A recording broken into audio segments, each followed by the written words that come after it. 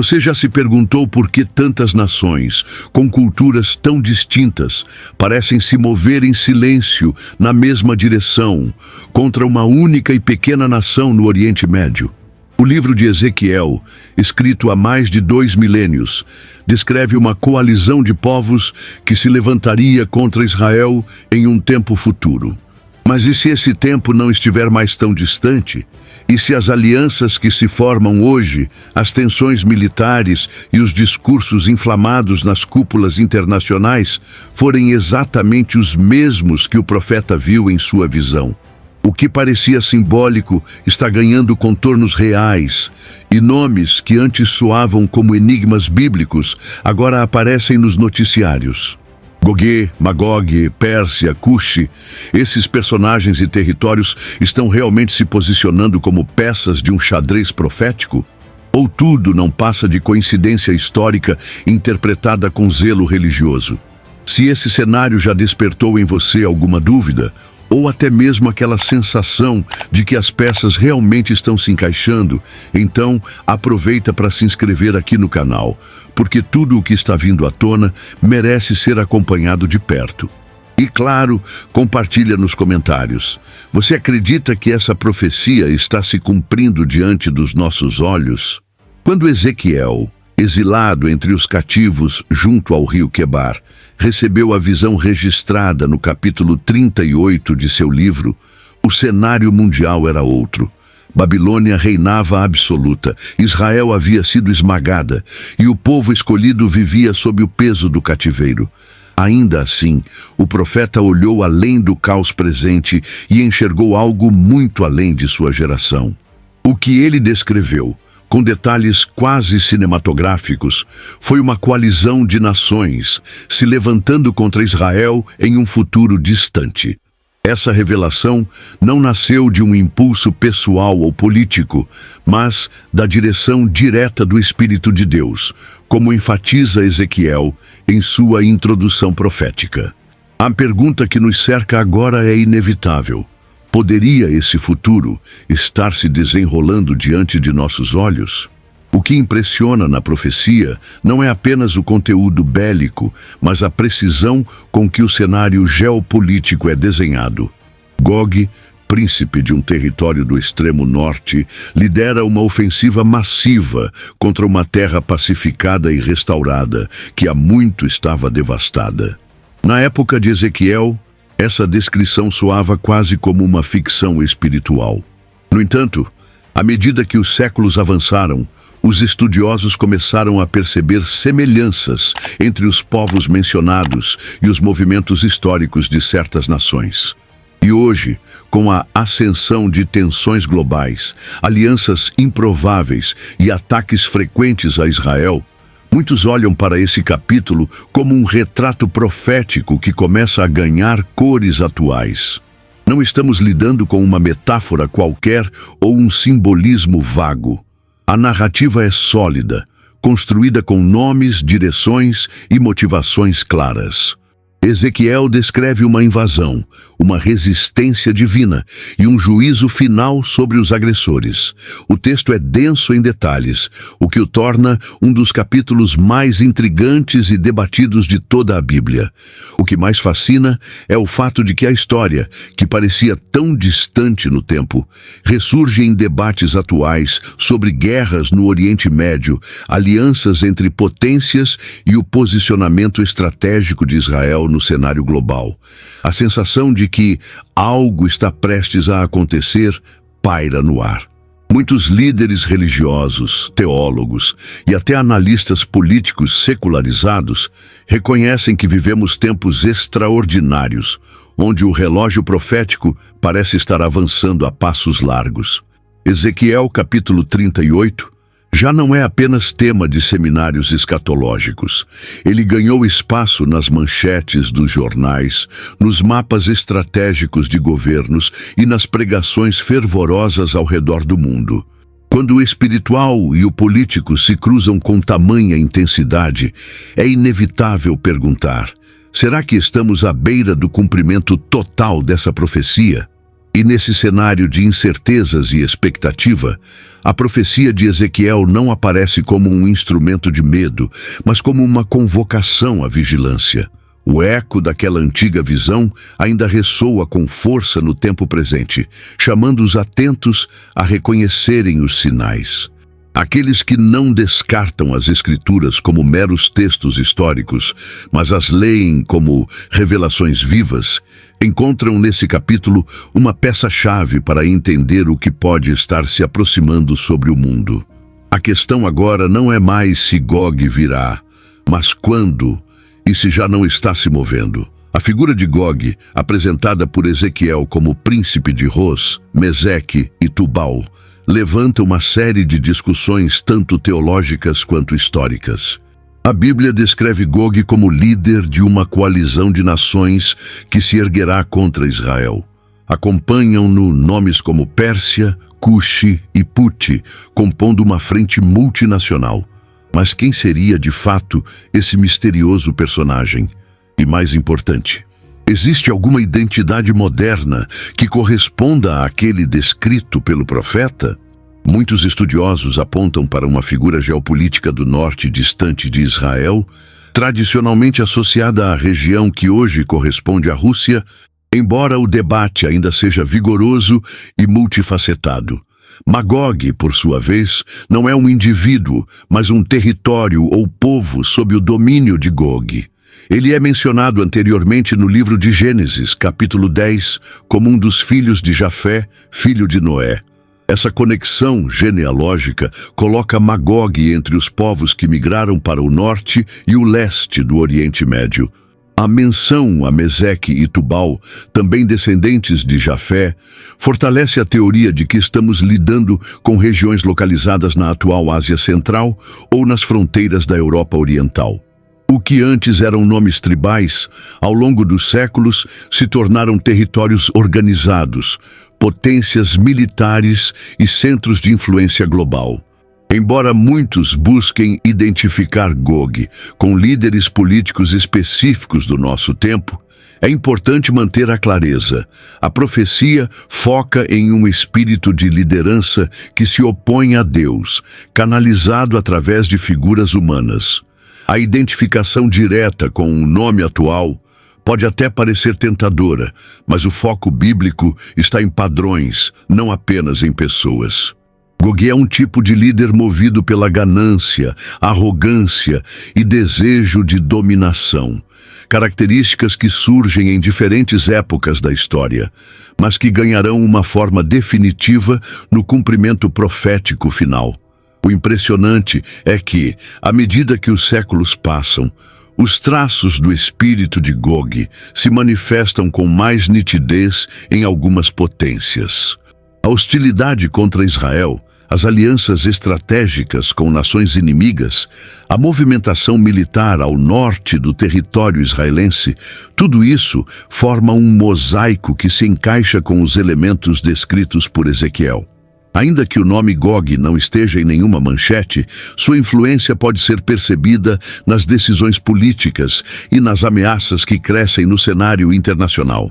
Essa análise nos convida a observar não apenas quem é Gog, mas o que representa. Ele é símbolo de uma coalizão final contra Deus, contra o povo escolhido e contra a ordem divina. E esse movimento não é apenas militar, mas espiritual. Magog é o campo onde esse espírito opera e sua influência cresce à medida que o mundo se afasta das verdades bíblicas. Entender quem são Gog e Magog hoje não é apenas decifrar nomes, mas discernir sinais.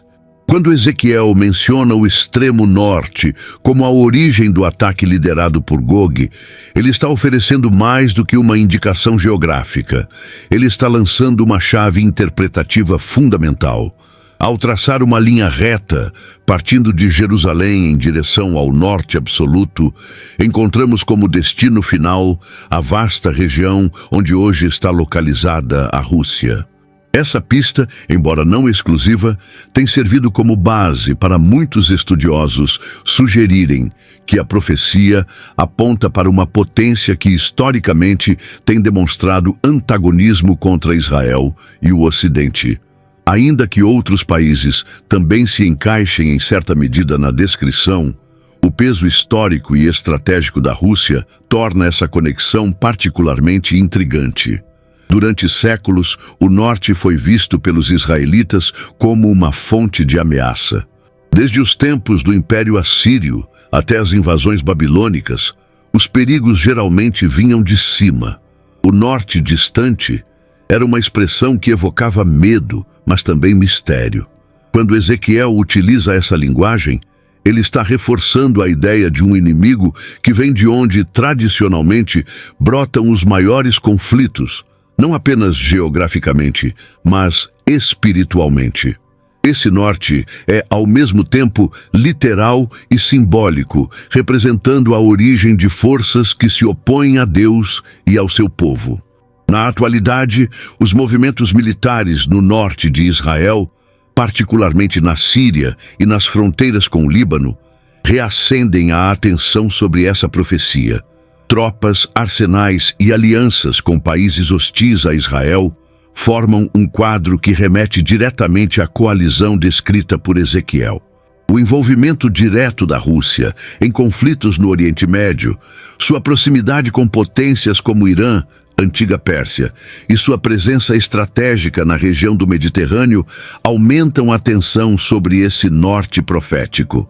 A profecia, que parecia distante e simbólica, começa a adquirir contornos quase palpáveis. Essa movimentação no extremo norte não pode ser ignorada pelos que estudam a escatologia bíblica. A convergência de interesses políticos, religiosos e militares aponta para um cenário semelhante ao descrito pelo profeta. O tempo parece amadurecer o ambiente para a grande colisão entre Gog e Israel. E se é verdade que as Escrituras estão vivas e continuam se cumprindo, então estamos diante de algo muito maior do que apenas tensões regionais. Estamos assistindo ao alinhamento de peças proféticas. Observar o norte distante com atenção não é paranoia nem fanatismo, é sensibilidade espiritual.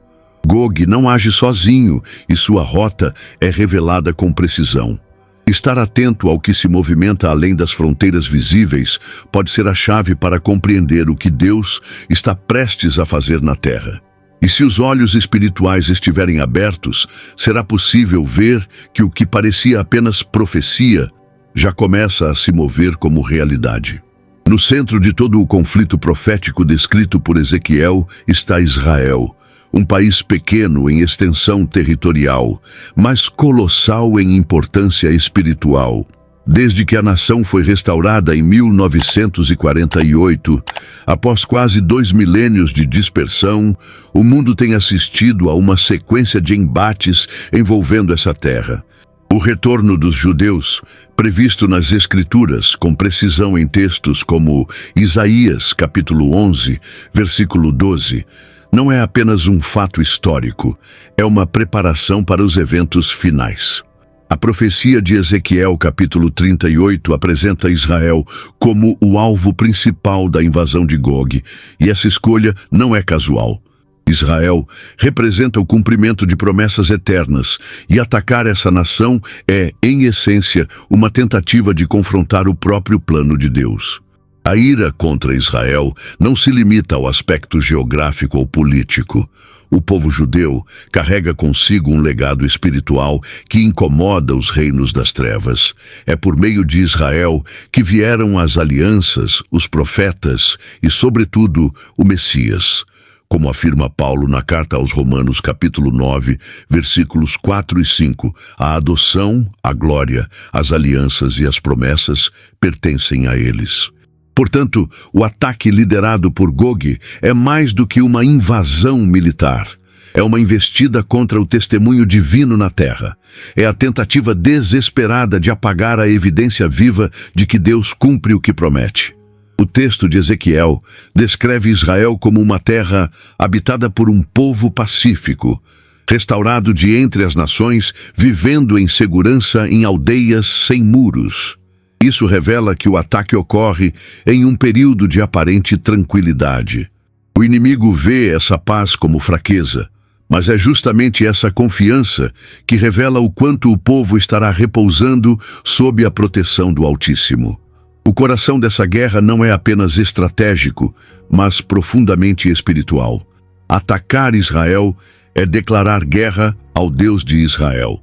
A hostilidade global crescente contra o Estado judeu nos dias atuais revela como essa profecia está cada vez mais plausível.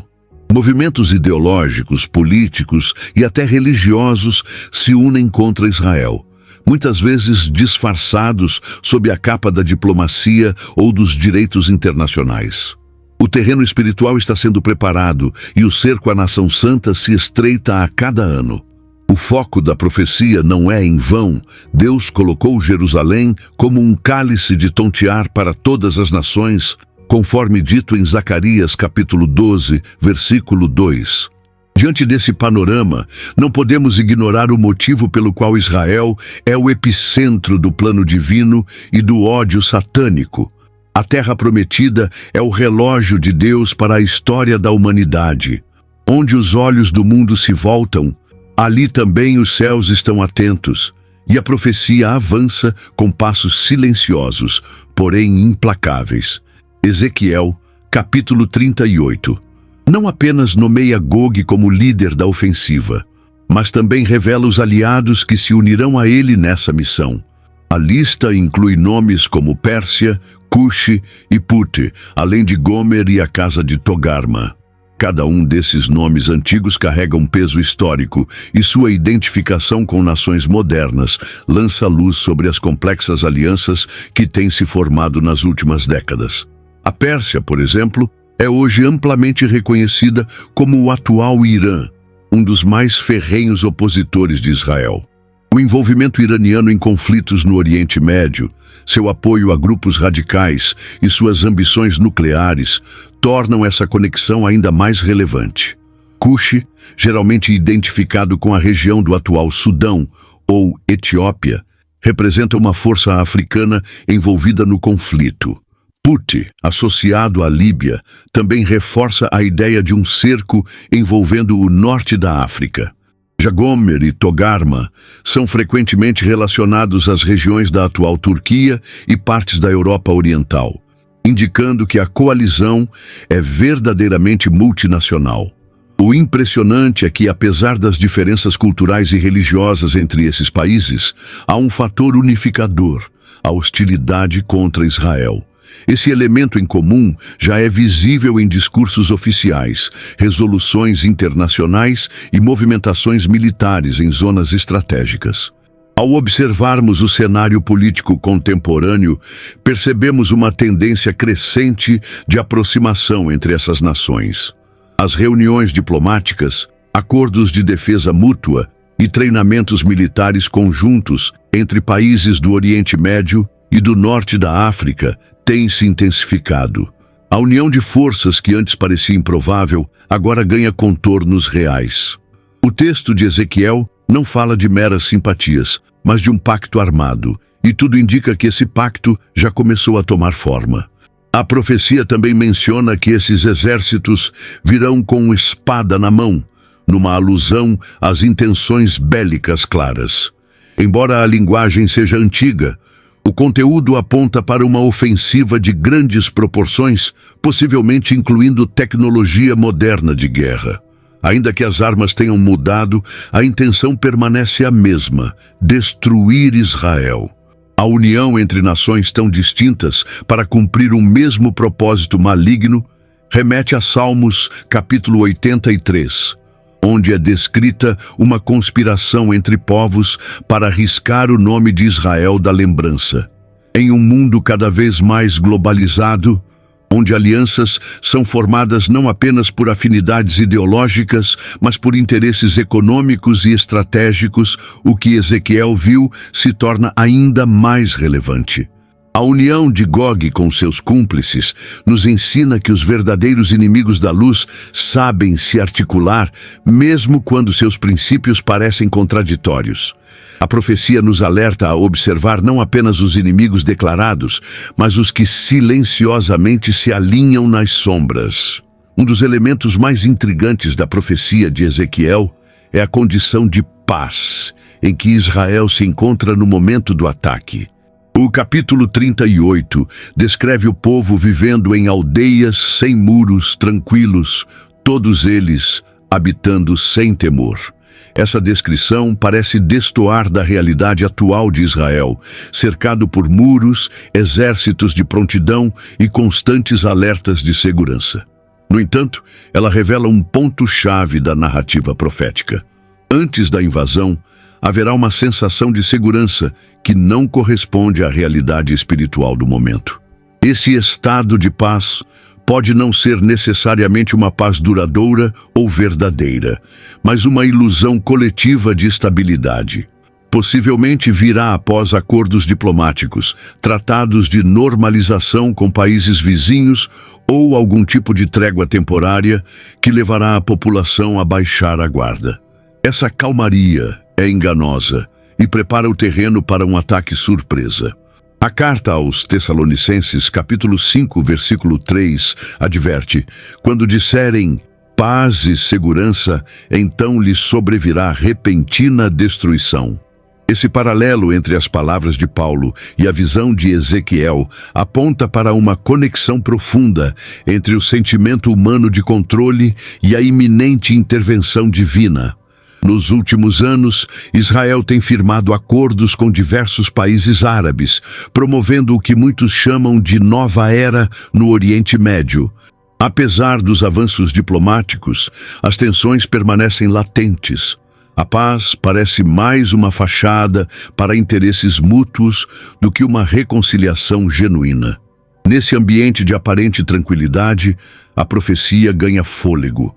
O que Ezequiel viu foi uma nação confiante, vivendo sem defesas visíveis, crente de que seus inimigos haviam sido pacificados. Essa falsa paz é, na verdade, o prenúncio do juízo. Quando Gog enxergar Israel vulnerável, atacará com brutalidade. Mas esse ataque será, por sua vez, o estopim da resposta divina. O Senhor permitirá o avanço de Gog até um ponto exato, não como sinal de fraqueza, mas para manifestar sua glória diante das nações. O plano maligno floresce sob a ilusão da paz, mas será destruído pela manifestação do braço forte do Altíssimo. Refletir sobre essa calmaria ilusória nos leva a questionar: até que ponto nossas próprias vidas estão envoltas por uma paz aparente? O perigo não está apenas no ataque externo, mas na confiança excessiva em estruturas humanas. O povo que vive em segurança sem discernimento espiritual corre risco maior do que aquele que vigia em tempos de guerra. A profecia de Ezequiel nos convida a manter os olhos abertos, mesmo quando tudo parecer estar calmo demais. Ao lermos Ezequiel capítulo 38, somos confrontados com uma linguagem de guerra que parece ter saído de um campo de batalha da antiguidade. Cavalos, espadas, escudos, arcos e flechas. A descrição parece contradizer qualquer cenário moderno. Afinal, como imaginar uma guerra futura com instrumentos tão arcaicos? No entanto, ao interpretar profecias, é essencial compreender que os profetas falavam dentro do vocabulário e da realidade tecnológica de sua época. O que para eles era descrito como cavalos, poderia perfeitamente representar veículos blindados ou forças terrestres. Flechas poderiam ser mísseis, escudos talvez indiquem sistemas de defesa avançados. A mensagem não está nos objetos em si, mas no tipo de conflito e em sua dimensão. Na prática, o que Ezequiel viu foi uma grande mobilização militar contra Israel. Independentemente dos instrumentos utilizados, o que se destaca é a magnitude do exército, a intenção destrutiva e a confiança dos invasores em sua superioridade. Ao descrever carros de guerra e tropas com espadas, o profeta comunica a agressividade e o número avassalador de soldados. Em uma linguagem atual, seria como mencionar tanques, drones e mísseis inteligentes. O conteúdo profético transcende o tempo, ainda que use a roupagem do passado.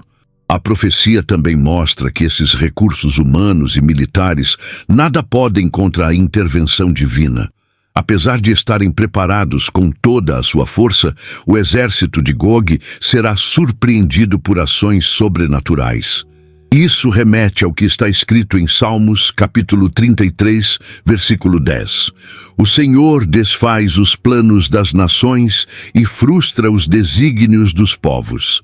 A maior lição aqui não é a natureza das armas, mas a inutilidade delas quando Deus decide agir. O foco da narrativa não está na tecnologia, mas no contraste entre a confiança humana na força e a soberania divina. Essa visão é ainda mais impactante quando olhamos para os tempos atuais. O mundo nunca esteve tão armado. As nações acumulam arsenais nucleares, inteligência artificial militar e sistemas de defesa cibernética. Ainda assim, a profecia de Ezequiel nos lembra que, no dia do confronto final, nenhum poder terreno resistirá à mão do Todo-Poderoso. A vitória será de Deus e não do armamento humano. O que Gog verá não será apenas a destruição de seus planos, mas a falência de uma confiança colocada na força bruta.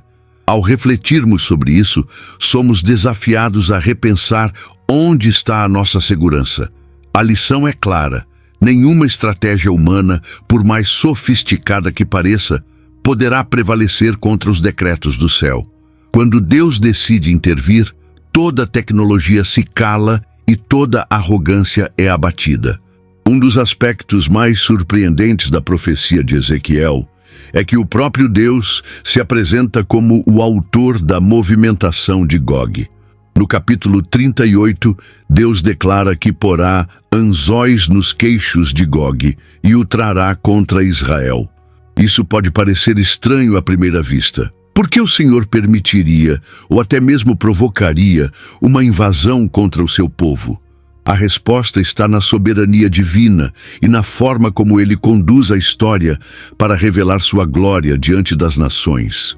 Deus não apenas permite o conflito, ele o orquestra para cumprir um propósito maior, mostrar a todos que ele é o Senhor.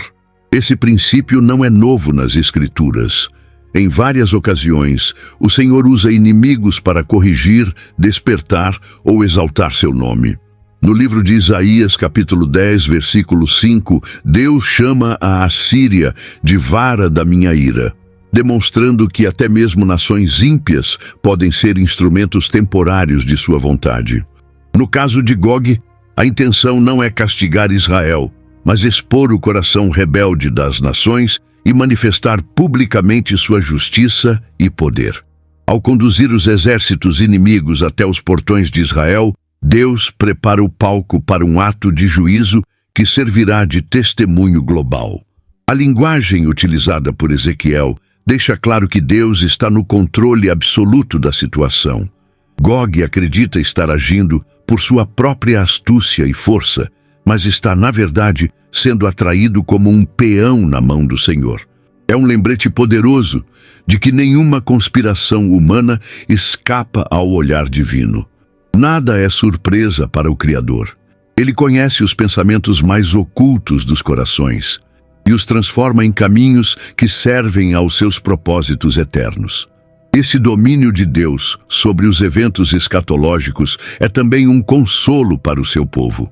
Mesmo diante de ameaças reais e crescentes, há segurança na certeza de que tudo está dentro de um plano perfeitamente controlado. O clímax do conflito será a derrota completa de Gog, não pelas mãos de homens, mas por atos sobrenaturais de Deus. Fogo, terremotos e confusão entre os exércitos serão as ferramentas do juízo, reafirmando que a batalha é do Senhor, como já nos ensina 2 Crônicas, capítulo 20, versículo 15. Essa compreensão deve gerar em nós não apenas reverência, mas esperança. O mesmo Deus que atrai os inimigos para o campo de juízo é aquele que guarda os que lhe pertencem. E se ele é o autor da história, não há razão para medo, mas sim para vigilância, confiança e adoração. No final, a glória será toda dele. Entre os elementos mais impressionantes da batalha descrita por Ezequiel está o envolvimento direto das forças da natureza como instrumentos do juízo divino. O profeta afirma que quando Gog invadir Israel, haverá um grande terremoto na terra, capaz de fazer tremer até os peixes do mar, as aves do céu, os animais do campo e todos os homens sobre a face da terra. Essa cena dramática descrita em Ezequiel capítulo 38, versículo 20, revela que a guerra não será apenas entre homens, mas envolverá o próprio cosmos em uma resposta coordenada pelo Criador. Esse tipo de manifestação já é recorrente na história bíblica. No livro de Êxodo, o Senhor usou pragas, tempestades e até mesmo o mar para derrotar os inimigos de Israel. Em Josué, capítulo 10, o sol parou em pleno céu para garantir a vitória do povo de Deus.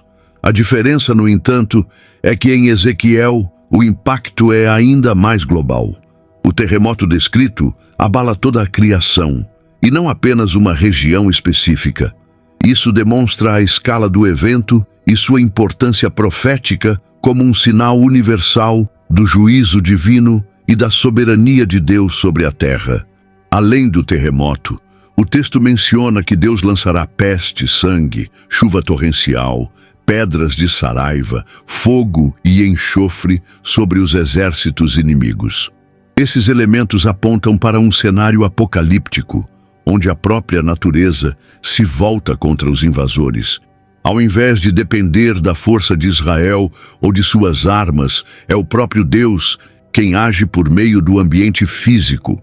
Isso mostra que a terra, criada por ele, é também sua serva fiel no momento do juízo. Nenhuma tecnologia será capaz de resistir à fúria dos elementos quando eles forem comandados pelo Altíssimo. Essa reação da criação é também uma resposta moral.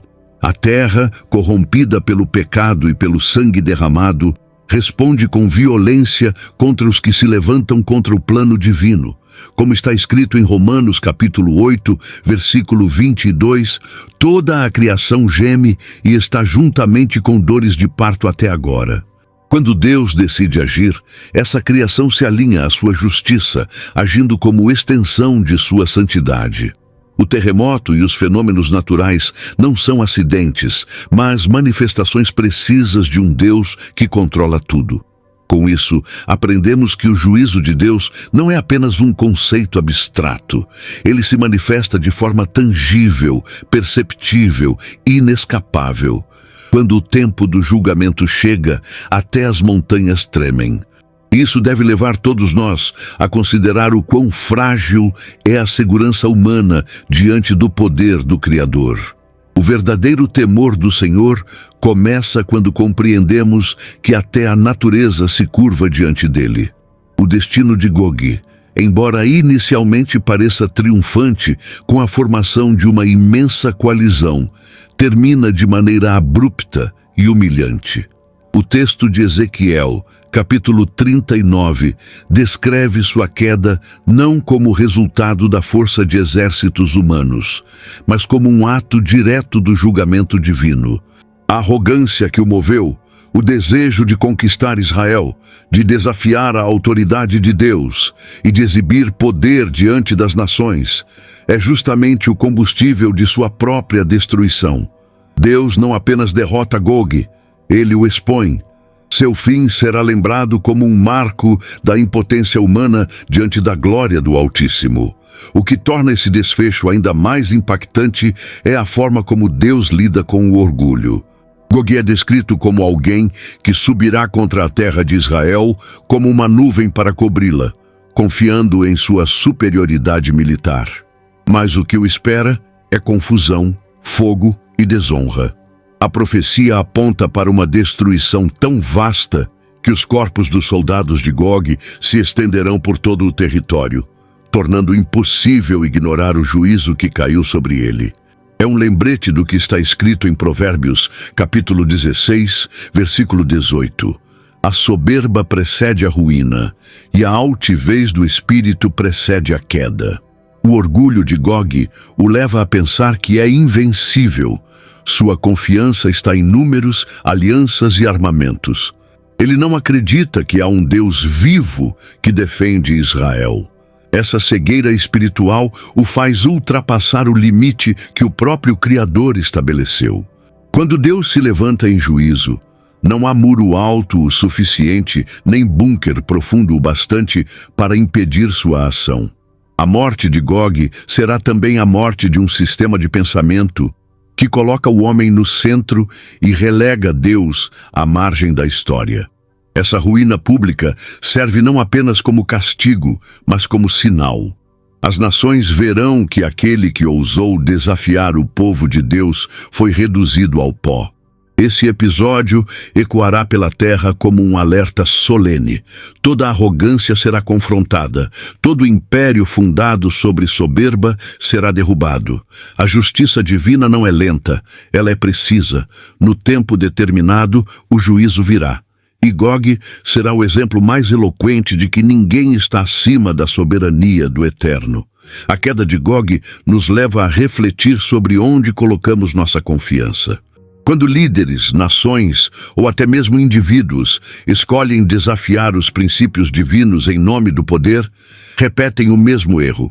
E como a história de Gog mostra, o preço da soberba é sempre mais alto do que qualquer vitória prometida pela força humana. Após a queda de Gog e sua imensa coalizão, o cenário descrito por Ezequiel é de profunda devastação. Os campos de Israel estarão cobertos de cadáveres, restos de armamentos e vestígios de uma guerra sem precedentes. Mas o texto não termina na destruição. Ele avança para a purificação.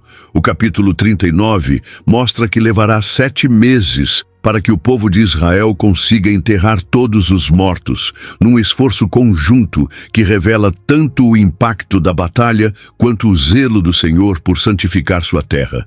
Essa ação, mais do que sanitária, é profundamente espiritual. Deus está limpando o solo da impureza deixada por uma invasão movida pela impiedade. Cada corpo enterrado será um testemunho silencioso da justiça divina. Os homens de Israel designados para essa tarefa terão como missão localizar os cadáveres e marcá-los com precisão, para que sejam removidos com dignidade. Esse nível de detalhamento revela que Deus não está apenas interessado no grande evento da vitória, mas também na restauração completa daquilo que foi profanado. Em Números, capítulo 35, versículo 33, é dito que o sangue profana a terra, e a terra não pode ser purificada senão pelo sangue daquele que a derramou. Mas aqui é o próprio Deus quem toma a iniciativa de restaurar a santidade do território. Além do sepultamento, o texto menciona que será necessário queimar os armamentos usados pelos invasores. Durante 7 anos, Israel usará esses materiais como combustível, o que indica não apenas o volume de recursos deixados para trás, mas também um tipo de juízo contínuo. Cada pedaço de madeira queimada ou peça metálica destruída lembrará ao povo que o Senhor venceu seus inimigos com poder. Não haverá necessidade de armas israelenses nessa batalha. O que restará serão lembranças de que o braço do Senhor é suficiente. Esse processo de purificação também aponta para um princípio espiritual mais profundo. Deus não compartilha sua glória com o pecado. A terra de Israel é símbolo de sua promessa, e ele não permitirá que ela permaneça manchada. O esforço coletivo de limpeza é, na verdade, uma resposta ao zelo de Deus em santificar aquilo que é seu. Como mostra Levítico capítulo 20, versículo 26, sereis santos para mim, porque eu, o Senhor, sou santo. Ao olhar para esse cenário, percebemos que a vitória não é apenas vencer o inimigo, mas também restaurar aquilo que foi corrompido. Deus não faz uma obra pela metade. Ele derrota, expõe, purifica e prepara sua terra para um novo tempo. E isso nos ensina que após cada batalha deve haver um tempo de restauração verdadeira, uma reconstrução que glorifique a Deus em cada detalhe. A profecia de Ezequiel não termina com a destruição de Gog ou a limpeza da terra. O verdadeiro propósito de todo esse conflito é revelado de forma inequívoca, para que as nações saibam que eu sou o Senhor. Essa frase aparece repetidamente nos capítulos 38 e 39, como uma assinatura divina nos eventos futuros. O juízo sobre Gog é mais do que um castigo, é uma declaração global da soberania de Deus. Após esse acontecimento, ninguém poderá alegar ignorância. O mundo inteiro verá, de forma incontestável, quem governa a história e a terra. Esse reconhecimento público de Deus será resultado não de pregações, mas de atos concretos e incontestáveis. O que as palavras não convenceram, os juízos demonstrarão. O Senhor se levantará de forma tão visível e decisiva que até os mais céticos se curvarão diante da realidade de sua existência. Como está escrito em Isaías, capítulo 45, versículo 23, por mim mesmo tenho jurado, que diante de mim se dobrará todo joelho e jurará toda língua. O evento com Gog será um dos momentos em que essa promessa se cumpre historicamente. Além das nações, o próprio povo de Israel terá um novo nível de revelação. A partir daquele dia, diz o texto, a casa de Israel saberá que eu sou o Senhor, seu Deus. Isso indica uma restauração espiritual interna, não apenas uma vitória militar. O povo que foi alvo da invasão será também o primeiro a reconhecer que o livramento veio unicamente do céu.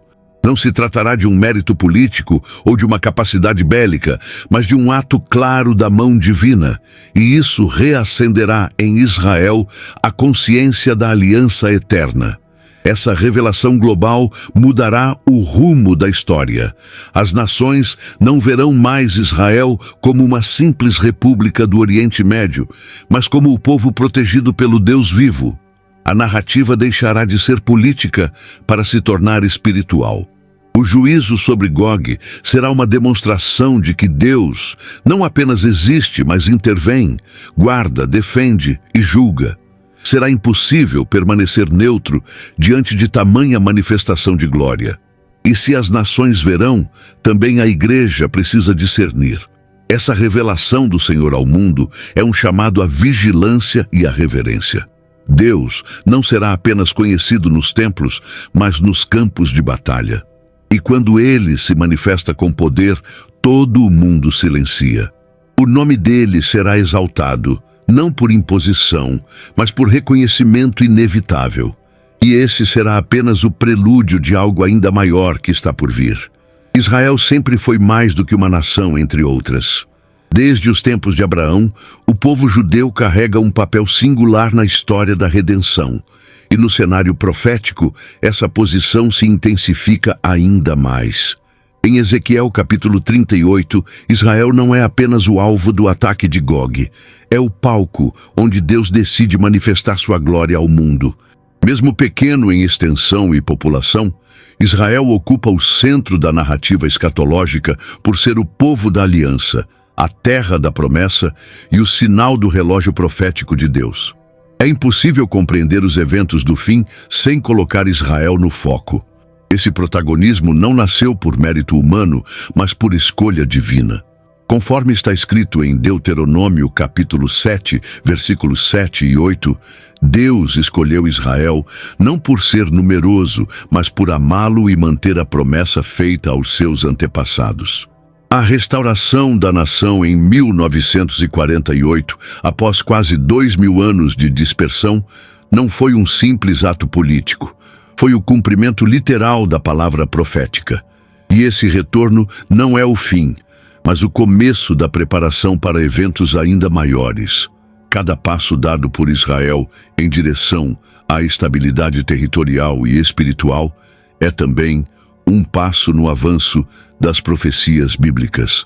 Ao longo das décadas, mesmo sob ataques constantes, Israel tem prosperado de maneira extraordinária. O florescimento do deserto, o avanço tecnológico, a relevância diplomática, tudo isso revela um povo sob a mão providente de Deus.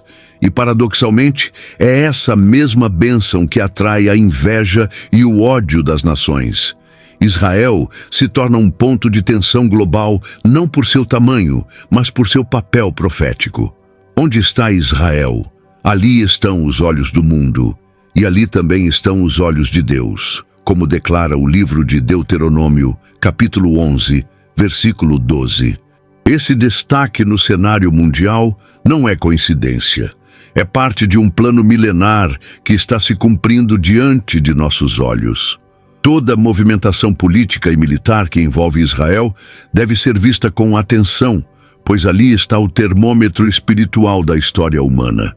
Se Israel é o ponteiro do relógio profético, então cada ataque, cada tratado e cada gesto diplomático carrega um peso eterno.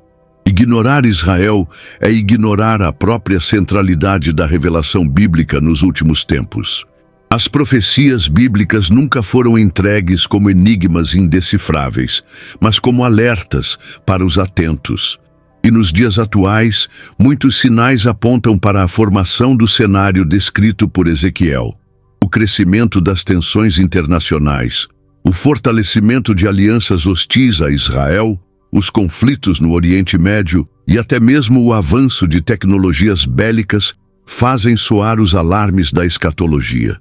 A pergunta inevitável surge: estamos vendo diante de nossos olhos a moldura se formar para a grande batalha de Gog e Magog? Os indícios são fortes. A aproximação entre nações como Irã, Turquia e Rússia, historicamente distintas em cultura e interesses, levanta suspeitas quando vistas à luz do texto de Ezequiel.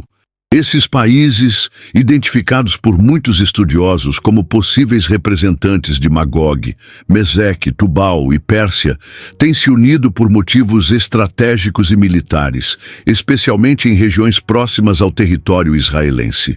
Esse tipo de coalizão, que há poucas décadas seria improvável, hoje é parte ativa do xadrez político internacional. Além disso, o avanço da influência islâmica radical em diversas partes do mundo, muitas vezes com discursos inflamados contra Israel, contribui para a atmosfera de hostilidade prevista pela profecia. Ao mesmo tempo, Israel tem buscado alianças com países árabes moderados, criando uma rede de segurança regional que pode dar a impressão de estabilidade, algo que se alinha com a paz enganosa descrita anteriormente. Esses movimentos políticos não ocorrem em um vácuo. Eles compõem o pano de fundo de algo maior. A convergência desses fatores nos remete ao que Jesus disse em Mateus, capítulo 24, versículo 33. Quando virdes todas essas coisas, sabei que está próximo às portas. Os sinais não são para provocar pânico, mas para produzir discernimento. Eles apontam que o plano está em andamento e que não devemos viver como se tudo fosse continuar igual para sempre.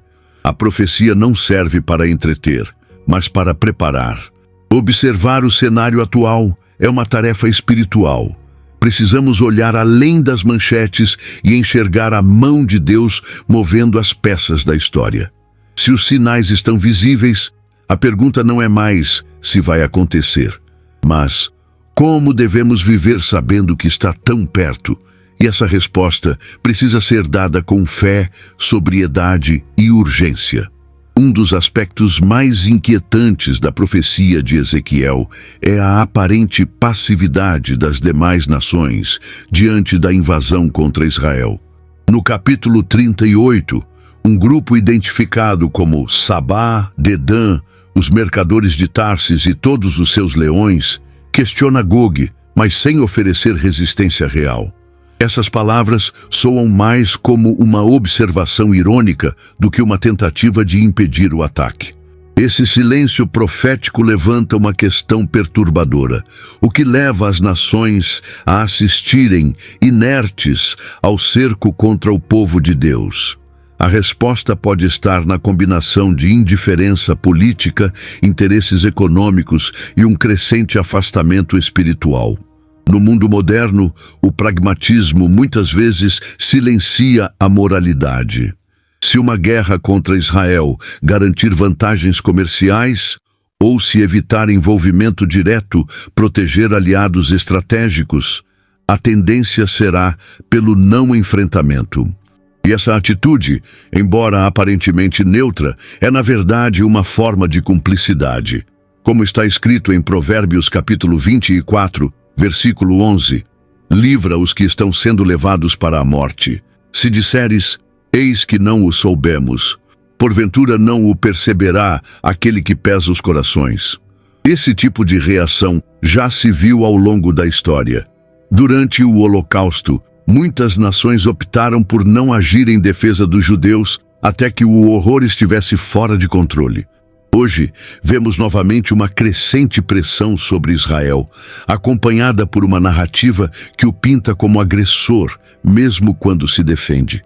A mídia, as organizações internacionais e até líderes religiosos parecem muitas vezes ignorar a complexidade do conflito, optando por discursos que reduzem Israel a um vilão geopolítico. Esse comportamento se alinha à reação profetizada. Questionamentos vazios, mas nenhuma ação real. O silêncio das nações também é um indicativo do afastamento espiritual do mundo em relação a Deus. Quando a moral é relativizada e a verdade é negociável, o mal encontra espaço para prosperar. Gog avança porque percebe que ninguém irá detê-lo.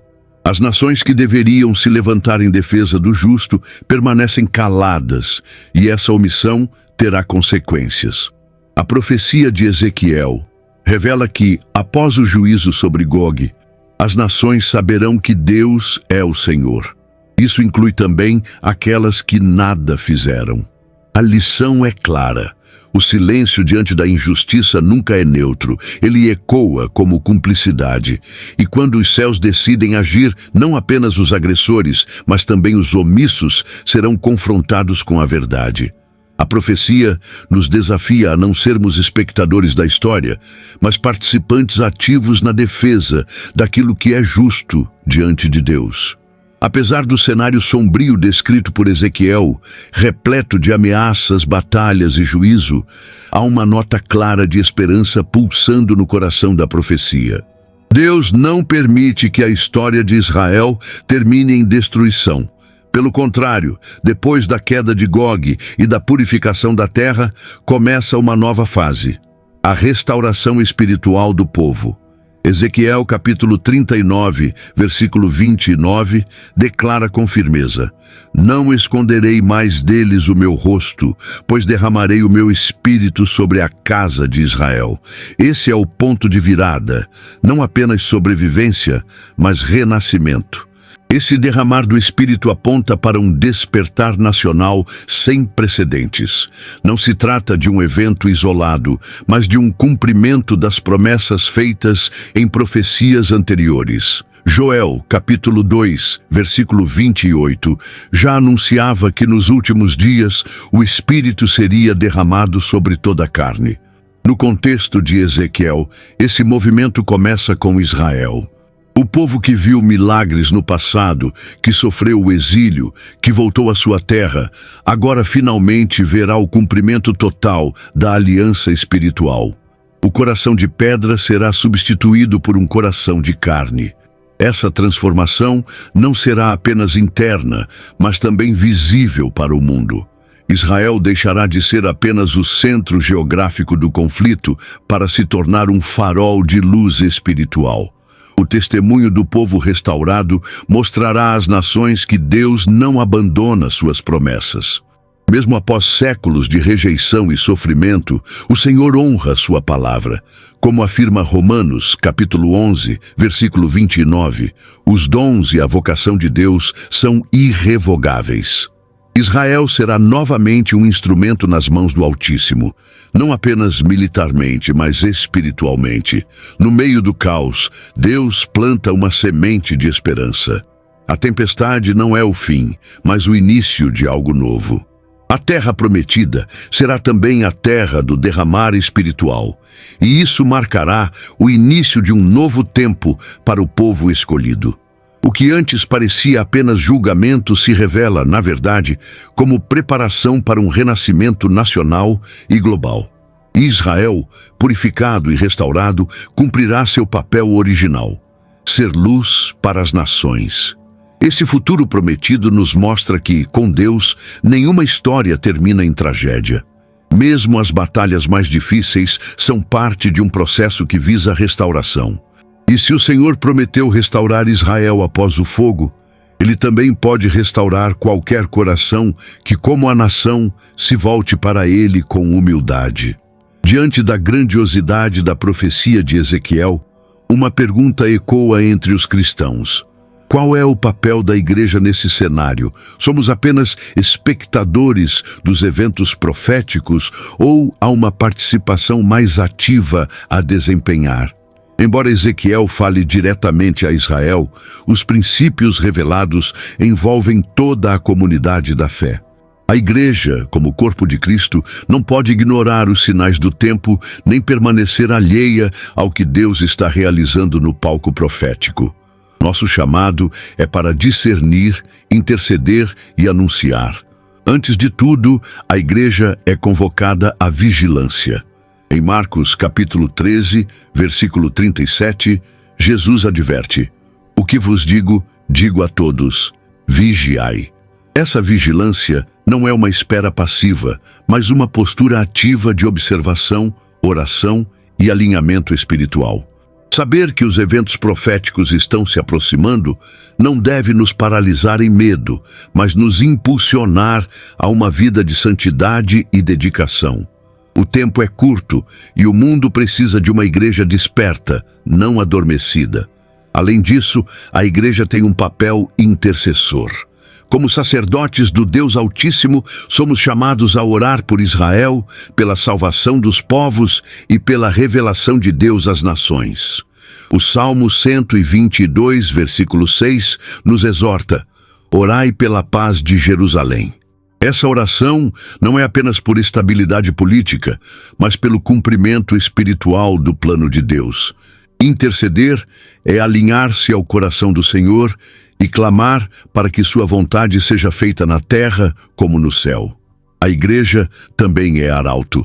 Em tempos de confusão e incredulidade, cabe a nós anunciar com clareza que as Escrituras estão se cumprindo. Não como sensacionalismo, mas como sinal de que o Deus que falou é o mesmo que age. O evangelho que pregamos não é desconectado da história. Ele é o centro da história. Se Gog se move, é porque o tempo do fim se aproxima, e o mundo precisa ouvir que há salvação em Jesus Cristo. Portanto, o papel da igreja não é se esconder, mas se posicionar. Precisamos estar firmes na palavra, cheios do Espírito e atentos ao que Deus está fazendo. A profecia de Ezequiel não é apenas um anúncio para Israel, é também um chamado para a igreja despertar, vestir-se de poder e proclamar a verdade com coragem. À medida que os eventos se desenrolam diante de nossos olhos, torna-se evidente que o relógio profético está em pleno movimento. As engrenagens da história giram em sincronia com aquilo que Deus revelou há milênios. Cada conflito no Oriente Médio, cada novo alinhamento entre nações, cada tentativa de atacar Israel, tudo parece confirmar que os ponteiros avançam em direção a um clímax anunciado. A profecia de Ezequiel capítulo 38 Não é um eco do passado, mas uma sombra lançada sobre o presente. E ignorar isso seria um erro espiritual profundo. Deus não revelou os eventos do fim para gerar medo, mas para preparar. Ele quer um povo desperto, consciente do tempo em que vive e comprometido com sua missão. Em Romanos capítulo 13, versículo 11, Paulo escreve: "É já hora de despertarmos do sono, porque a nossa salvação está agora mais perto do que quando no princípio cremos. Cada dia que passa, aproxima o cumprimento total das profecias. O cenário está sendo montado e os atores já começam a tomar seus lugares. Esse avanço do tempo profético também nos chama à urgência. Não há mais espaço para uma fé morna, para um cristianismo acomodado. Os dias são maus e o Senhor busca uma igreja que reflita sua luz no meio das trevas. Precisamos compreender que cada movimento geopolítico tem implicações espirituais. A história humana não caminha por acaso, ela se curva ao roteiro divino. Por isso, olhar para os sinais com discernimento é essencial. Não como quem busca datas ou previsões sensacionalistas, mas como quem reconhece que o Deus que fala também cumpre. Se Gog já se movimenta, se as alianças profetizadas já se formam, se Israel já está em seu lugar, o que falta para o retorno do Senhor? A resposta é simples: o tempo está próximo e a igreja precisa estar pronta. O relógio não para, a profecia avança. E aqueles que têm ouvidos espirituais devem ouvir o que o Espírito diz. Que essa mensagem não seja apenas mais um estudo, mas um chamado à ação. Porque quando o céu se move, a terra deve responder, com fé, com reverência e com paixão pela verdade. Muita coisa pode mudar quando a gente começa a enxergar os sinais com mais clareza. Se essa reflexão fez sentido para você, aproveite para se inscrever no canal.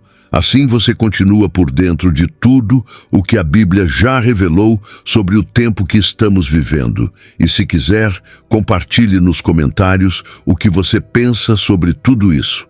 Sua visão pode ajudar outros a despertarem também.